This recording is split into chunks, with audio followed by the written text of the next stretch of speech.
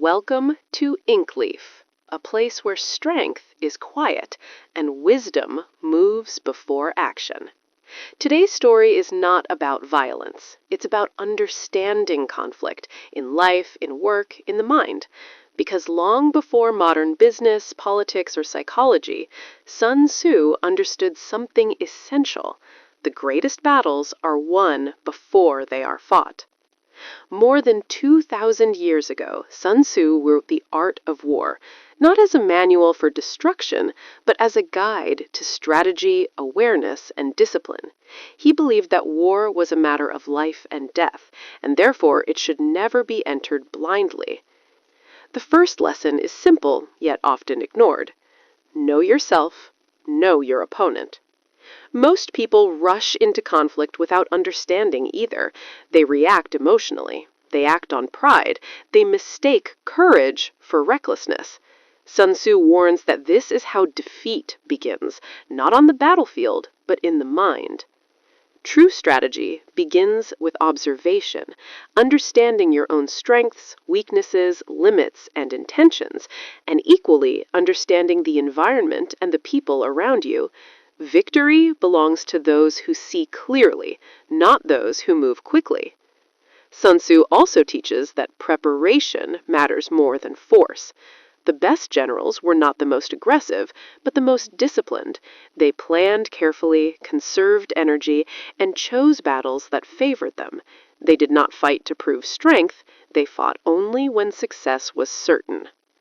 And here is one of the book's most powerful ideas. The supreme art of war is to subdue the enemy without fighting. This means avoiding unnecessary conflict, winning through positioning, through intelligence, through patience. If you can achieve your goal without confrontation, you preserve resources, morale, and peace. In life, this translates clearly.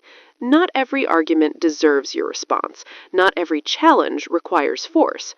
Often, the smartest move is restraint. Sun Tzu reminds us that chaos favors the prepared. When others panic, the strategist remains calm. When others react, the strategist waits. Emotional control is not weakness, it is advantage.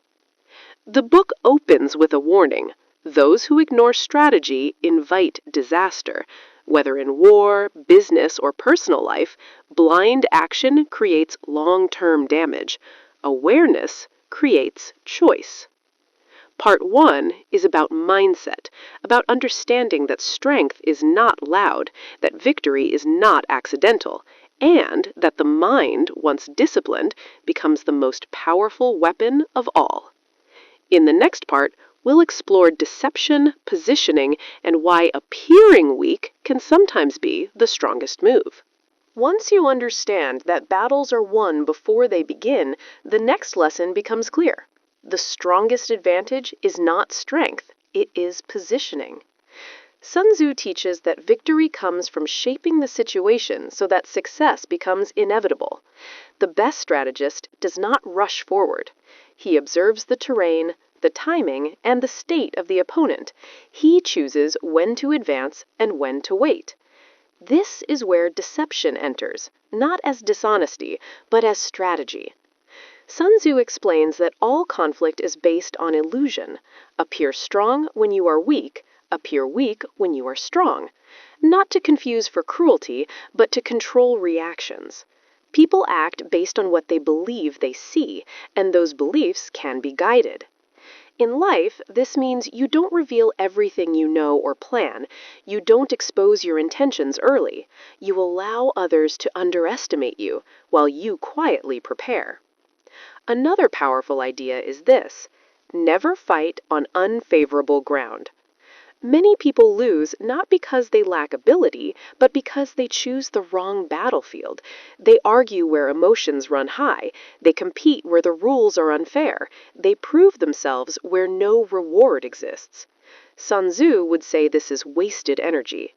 The strategist chooses ground carefully: physical ground in war, psychological ground in life. If conditions are wrong, the wise withdraw. Retreat is not defeat, it is preservation. Preparation also means knowing when not to act. Impatience destroys advantage. Those who wait force others to reveal themselves, and once the opponent shows weakness, action becomes simple. Part 2 teaches us that winning is not about force, it is about control. Control of perception, control of timing, control of position. In the next part, we'll explore momentum, adaptability, and why those who cannot change with circumstances are destined to fall. After positioning is secured, Sun Tzu turns to something even more subtle: timing. Because strength used at the wrong moment becomes weakness, and patience, when aligned with the right moment, becomes unstoppable force. Sun Tzu believed that victory belongs to those who understand momentum. Momentum is not speed, it is the accumulation of small advantages that suddenly move everything forward. When momentum is on your side, even small actions create large results. This is why the wise strategist waits. He does not rush outcomes, he allows conditions to mature. He lets the enemy exhaust themselves while conserving strength. When the moment arrives, action feels effortless. Another core lesson is adaptability. Sun Tzu warns that fixed plans lead to failure. Circumstances change, people change, terrain changes. Those who cling to rigid strategies break under pressure. Water becomes Sun Tzu's favorite metaphor. Water flows around obstacles. It does not fight the mountain, it reshapes the path. Power belongs to those who can change direction without losing purpose. In life, this means letting go of ego, letting go of pride and plans, and understanding that flexibility is not weakness, it is intelligence. Sun Tzu also teaches that understanding the environment is essential. Terrain in war is like context in life. The same action that succeeds in one situation can fail in another. Wisdom is knowing the difference. Those who win consistently do not rely on bravery alone, they rely on awareness.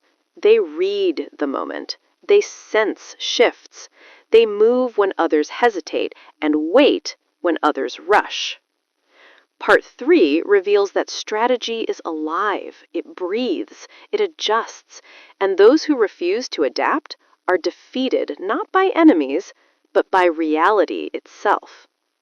In the final part, we'll explore leadership, discipline, and how these ancient lessons apply to modern life without conflict, without aggression, but with clarity.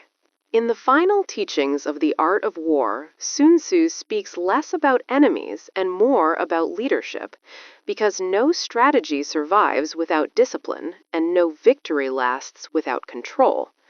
A true leader, Sun Tzu says, is calm in chaos. He does not rule through fear, but through clarity. His strength comes from consistency, clear rewards, clear consequences, and clear purpose. When people trust the structure, they move as one.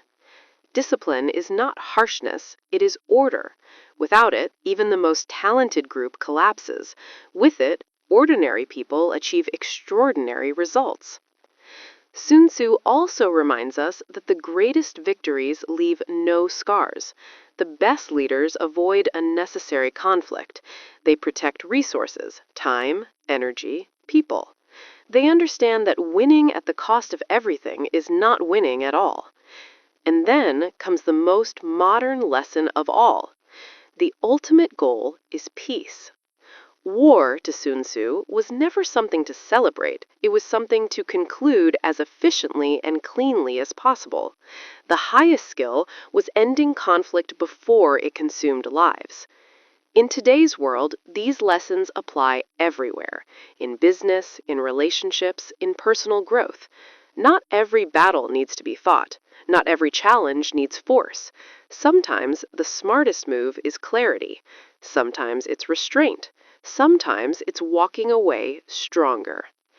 The art of war is not about domination.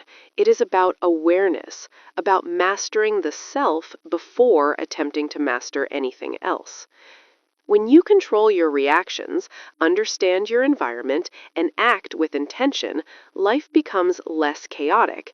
You stop fighting blindly, you start moving strategically. If this story gave you a new way to think, take a moment to support the journey. Like this video and subscribe to Inkleaf, where ancient wisdom meets modern clarity. Because the greatest battle you'll ever win is the one you never had to fight.